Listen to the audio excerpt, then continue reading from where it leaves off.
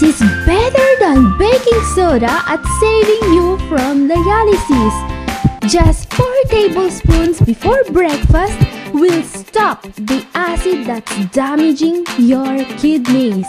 Catherine here, I'm a doctor of natural medicine, and today I will tell you something your doctor is never going to tell you. Here's the thing. Most CKD patients don't end up on dialysis when they don't have any more kidney function left. No, they end up on dialysis much sooner, often due to a completely treatable issue. Fluid retention, high potassium levels, or even more frequently, excess acid in blood. These are complications of CKD that are very manageable today. But too many doctors are still treating them with dialysis. So here's the sad truth your doctor doesn't want you to know about. Most CKD patients could live many years dialysis-free if only their doctors cared enough about them to offer a personalized approach. Because here's the thing, one of the most dangerous complications your doctor doesn't know how to treat is metabolic acidosis.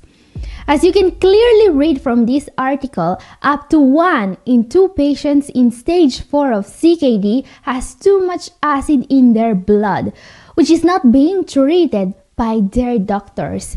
This is not just going to destroy their kidneys, it will also eat their muscles and their bones away. But guys, you shouldn't lose hope. There are 7 natural ways to stop this you need to know about, starting with number 7. This is a very easy way to fight the excess acid in your body. Drink 60 milliliters of lemon juice every day at breakfast. Lemon juice is extremely alkalizing because it's a source of citrate.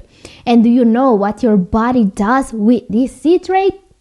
It turns it into bicarbonate, not sodium bicarbonate, just bicarbonate. Yeah, with lemon juice, you can have your cake and eat it. Adding 60 milliliters a day of lemon juice is a perfectly safe way of protecting your kidneys.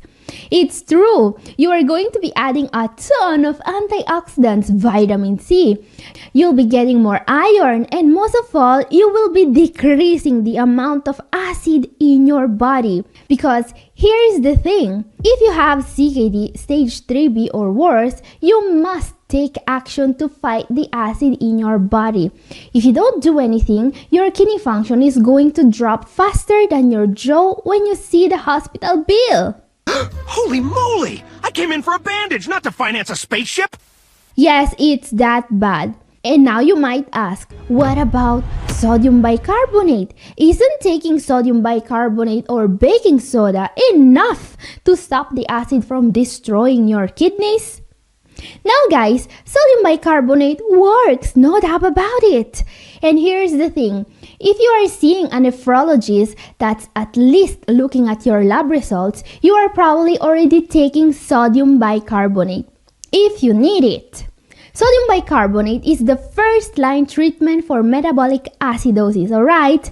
I mean, even a doctor whose license came with a free toy should be able to prescribe it. Metabolic acidosis, you give sodium bicarbonate. It's on page 1 of the textbook, guys, right after the pointy end of the needle goes in the patient. However, I still see a lot of patients that never receive a prescription for this kidney-saving treatment, despite needing it badly. And this is royally f***ing their kidneys up, of course. Or as this study says it, metabolic acidosis remains underdiagnosed and undertreated, contributing to the progression of CKD and other significant health complications. So yeah, do you remember when I was saying that most CKD patients end up on dialysis because no one cares enough to offer adequate treatment? Well, that's not just my opinion, it's a medical fact. Now, you might be thinking, time to rush to the kitchen and start doing lines of Arm & Hammer off the kitchen counter. Please don't. That's not how this works. I don't recommend you start taking sodium bicarbonate on your own because here's the thing. Sodium bicarbonate contains sodium, alright? Not a lot, but the amount of sodium you want in your diet is extremely low. Even the small amount you will get from sodium bicarbonate could offset this delicate balance. So, do not take sodium bicarbonate unless you actually need it, alright? Here's what I want you to do about this. Get your lab reports and look for a value called CO2. Look at this number because it will tell you exactly if you need sodium bicarbonate, alright? When this number is below the threshold you see in my slide on screen right now, you need to take action. Go talk to your nephrologist and demand them to solve this problem. Guys, this is very serious. If you are not being tested for CO2 levels, or if this level is too low and you are not getting treatment, you have a big problem.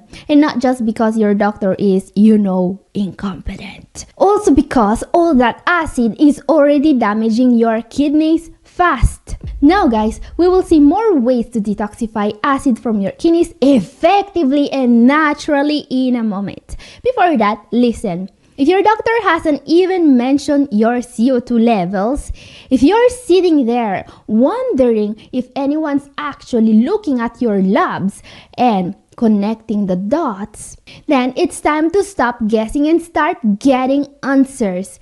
Because if something as treatable as excess acid can land you in dialysis, then you can't afford to just wait and see. That's where I come in. I offer one-on-one consultations, fully personalized, completely science-backed, and aimed at getting you results fast. We'll go over your labs, we'll cut through the confusion, and you'll walk away with a crystal clear plan. What to take, what to eat, what to ask your doctor, and what to do right now to protect your kidneys. So if you're ready to stop waiting for your doctor to maybe figure things out, if you want to take back control and fight kidney decline with actual strategy, send me an email at catherine@newhopeforkidneypatients.com or click the link in description. Okay guys, let's talk about another natural way of detoxifying acid from your kidneys not many people know about. Let's talk about our number 5 for today, magnesium citrate. Magnesium is an incredibly important mineral for kidney health. Having low serum magnesium levels is strongly associated with an increased risk of ending up on dialysis. And there are many medications that can deplete magnesium levels in the body. Diuretics, PPIs such as omeprazole, statins, even just simple vitamin D supplements can deplete your magnesium levels. So yeah, basically most CKD patients are taking one or more of this. And that's why supplementing magnesium may be the easiest way to improve creatinine levels. Well, at least for some patients. And not many people know this, but magnesium has a very significant alkalizing effect on the body, meaning that it will help you get rid of excess acid. Yes, magnesium is amazing. It has the same benefit of sodium bicarbonate, but instead of raising your blood pressure due to sodium content, it might even lower it. So now you may ask, what is the best way of supplementing magnesium?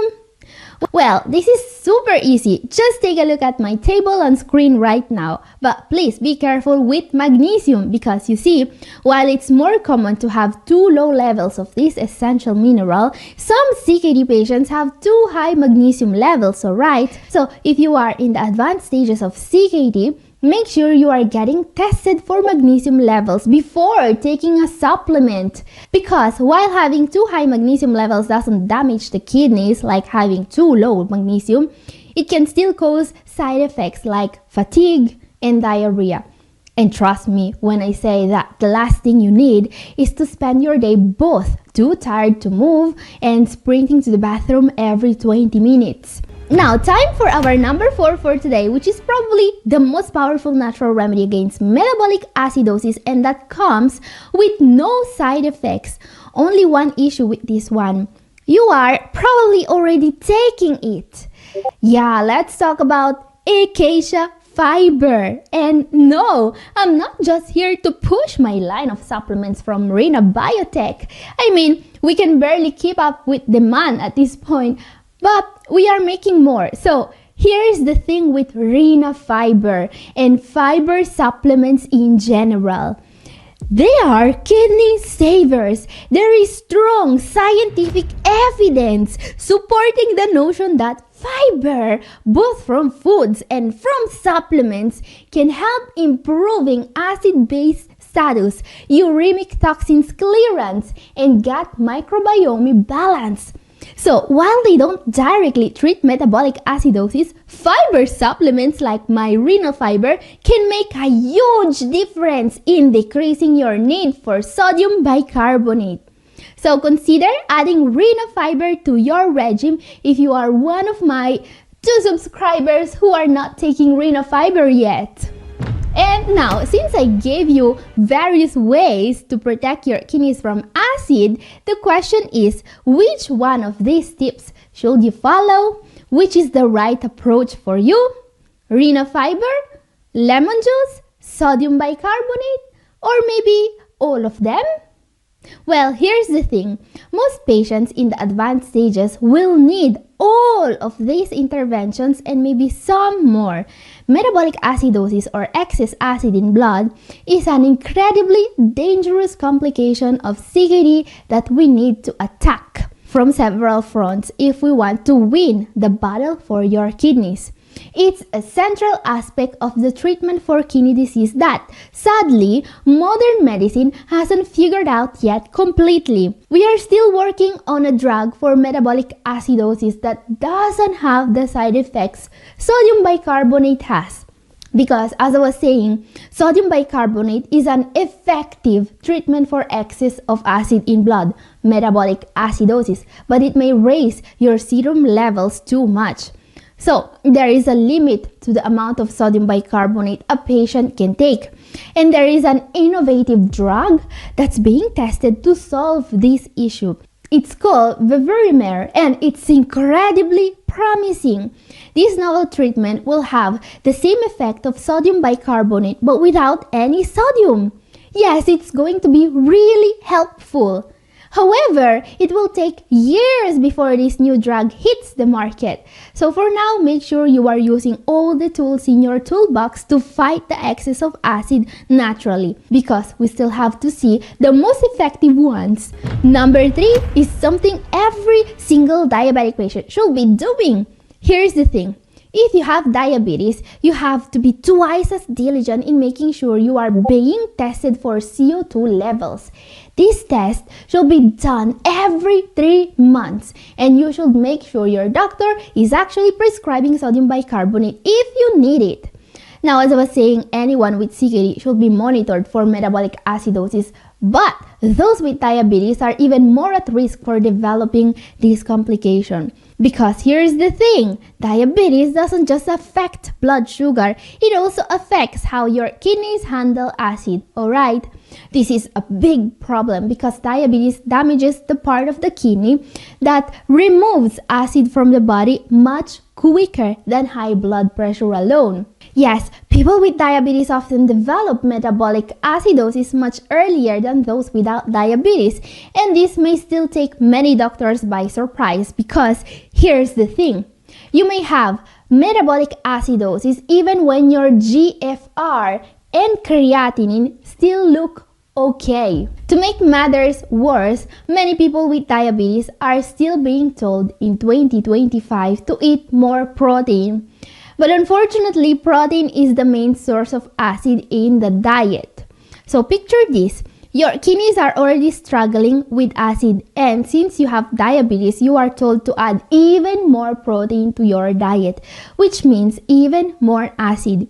You think your kidneys are going to be happy about that? Well, that's like being deep in credit card debt, so you decide to solve it by taking out a payday loan to buy lottery tickets. Don't do that. Don't fast track yourself to dialysis, guys. Here's what you should be eating instead. Let's see our number 2 for today. Let's talk about the diet. This is an extremely important step that every single patient should be taking to fight the acid that's destroying the kidneys, maybe the most important. If your goal is protecting your kidneys from this dangerous acid, what you want to eat more are If your goal is protecting your kidneys from this dangerous acid, what you want to eat more of are, in general, fruit and vegetables. Looking at this chart, we can easily see that both fruit and vegetables are on the right side of the chart. They will remove acid from your body, not add more of it. And remember that we are not trying to treat a heartburn here. The way the food tastes in your mouth has nothing to do with the amount of acid it will create when you digest it. What science tells us is that fruit and vegetables will remove acid and will protect your kidneys even if they taste acidic like lemon. On the other hand, animal-based foods will add a ton of acid. Now, vegetables, greens in particular, are on the very top here. Some of the most alkaline forming include spinach, kale, Brussels sprouts, fennel, everything that's green, really. But of course, things can never be easy for people with kidney disease. In fact, most of these kidney protecting alkaline veggies are also high in potassium. And that's because potassium itself is very alkaline. And here's the thing, if you don't have a potassium restriction in your diet, you can go on and literally eat 2 portions of leafy greens at each and every meal with abundant lemon juice on top. But if you need to limit potassium, things may get a bit more complicated. So now you might ask, what foods are best if we need to limit potassium? Well, I've put together this table you see on screen right now just to answer this question. Some great options include, for example, arugula. Arugula is a cousin of broccoli, kale, and cabbage and shares many of their health benefits, but it's lower in potassium, ideal for every single CKD patient. Something else you want on your table daily is bell pepper. Now, bell peppers are so rich in vitamin C, they will make oranges look like a flip phone in an Apple store in comparison. Seriously, a cup of red bell pepper, it contains nearly 3 times the amount of vitamin C found in a medium orange. Plus, it removes a lot of acid from the body, protecting your kidneys. Eggplant is also worth mentioning. This veggie doesn't just reduce the acid load, it's also an antioxidant powerhouse. Apples are also something anyone should eat daily. You know the saying, an apple a day keeps the doctor away, which is terrible strategy for kidney patients. I tell you, please see your doctor. Apples are still fine though. Anyway, there are many other foods in this table and they all have one thing in common. They are going to make a huge difference if you eat them regularly, and they won't make your potassium levels skyrocket. Okay, time for our number 1 for today. This is the most important advice you will get from me today. So here it is. Stop eating protein. Protein metabolism is the main driver of kidney disease progression. The less you eat, the better. Seriously. And I know I've told you to avoid protein a million times here, but there is something I want you to think about for a moment. I've taken many of you guys that are watching me right now as patients over the last years. And there is something I've learned about you. Most of you will see an improvement in their kidney numbers, in their creatinine and GFR as soon as you start to decrease protein intake, which is great. However, most people are not confident enough to completely remove protein from their diet. They still cling to a few eggs, maybe some poultry, maybe the occasional, I swear this is lean, steak. Why? Because they are worried. Because someone, somewhere, probably a guy on YouTube wearing a tank top and quoting ancient hunter-gatherer wisdom, told them they'll lose all their muscles if they stop eating meat. You'll waste away. They cry as if you're about to turn into a Victorian ghost child the second you skip the steak. You'll die they say, without enough animal protein. Yes, there's people saying that out there. You probably saw them. But here's the thing. What can actually end your life is ignoring your kidney disease. Metabolic acidosis, which, as we have seen, is mainly a result of eating too much protein with kidney disease, is a bit of an overachiever. It doesn't just damage your kidneys. Oh no.